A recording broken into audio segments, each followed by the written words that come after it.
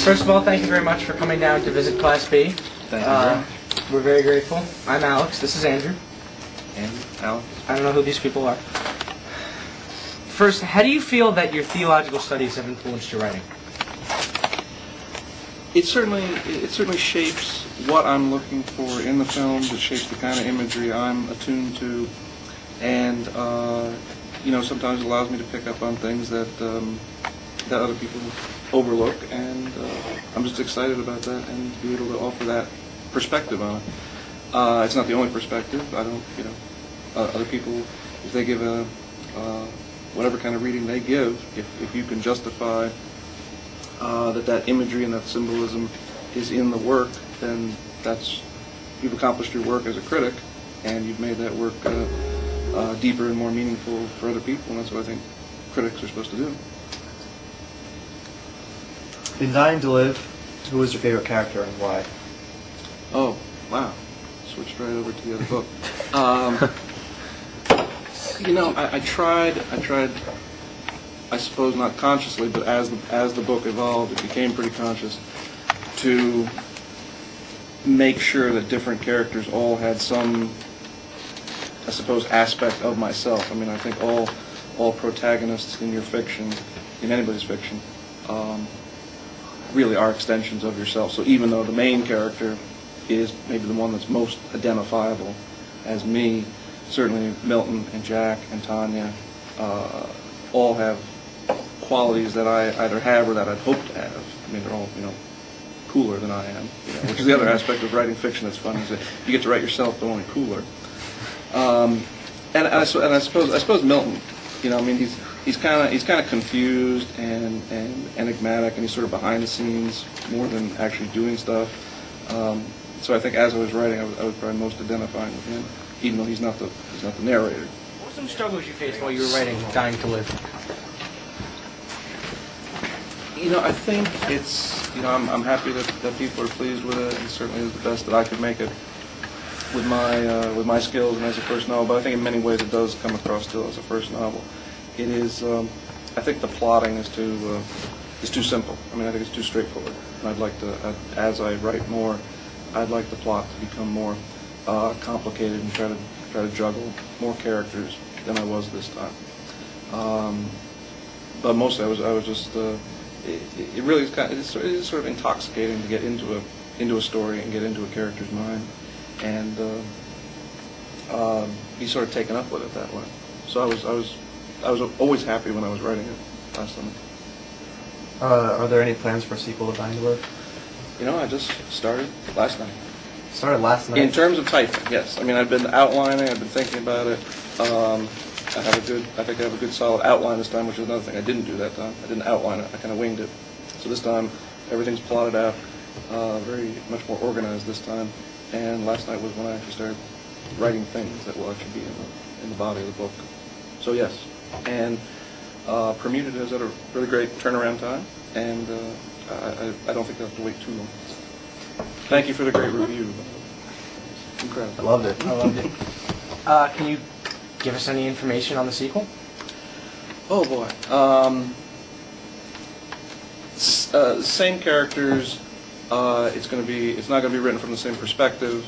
It's going to be quite a bit later. So the characters who were kids in the first one have grown up. So, oh, cool. So it won't be a first-person perspective from Jonah? It will not be this time. No. Cool. So, do you have any advice for amateur writers who might read this? Who are interested in writing? Yeah. Boy, there is a lot. I had a whole separate list of that. Would you like a whole separate list?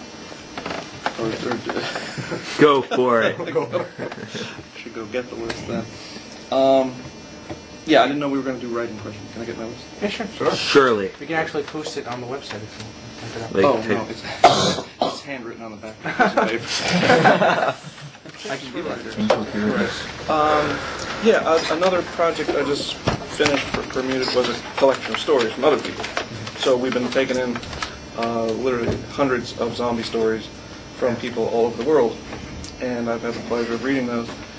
So I have been reading a lot of beginning writers writing about zombies. So I've been kind of picking up on what are the challenges from other people, not just my own challenges as a writer, but what other people do well and what they struggle with. Listen to your English teacher. Not about everything. Our English teacher freaks out at the sight of hawks. Hawks. Hawks. It's not a particularly scary animal. No, like but- in excitement.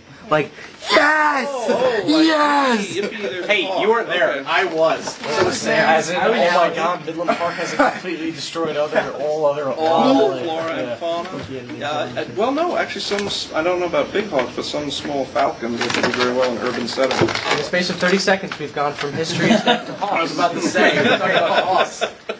Oh, they do. They nest in buildings and they get really good at killing pigeons. Someone catching chipmunks. So yeah, and squirrels and all the other. Thank you for coming to the Junior Audubons. When we're not talking about scary living dead. Well, So it there could is be that- undead birds. I was going to say there is that Keen story, hunting season, Running where the father's killed by a zombie squirrel. Oh. Which I just thought was hilarious, but I mean it's not supposed to be. It's supposed to be kind of sad. It's written from the kid's I think I was perspective that talking dad just got about killed by a zombie squirrel. Okay, where were we? Listening to English teachers. Yeah. A lot of people ask, what if I write this really good story, but it's got some grammatical mistakes?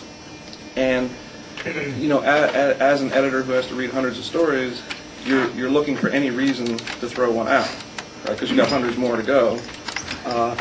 So you don't want to give an editor a reason to throw your stuff out. So grammar is really much more important, I think, than people give it credit for, and it just makes you sound more intelligent and more in command of what you're. Once you get the craft down of writing and writing well and grammatically correct, a lot of people say the first kind of writer's advice that you get is plot is everything, and I think that's true in a way. I'm not exactly sure if I support it as the paramount thing to think of, because I think when anybody sits down to write a story, they probably do have plot in mind. I would think that's the first thing you think of is what do I want to have happen in this story to get from the beginning to the end? What's going to change in between? So you probably have a plot in mind. I think what bogs down a lot of writers is trying to make the plot appropriate to, especially to the size of the work that you're working on.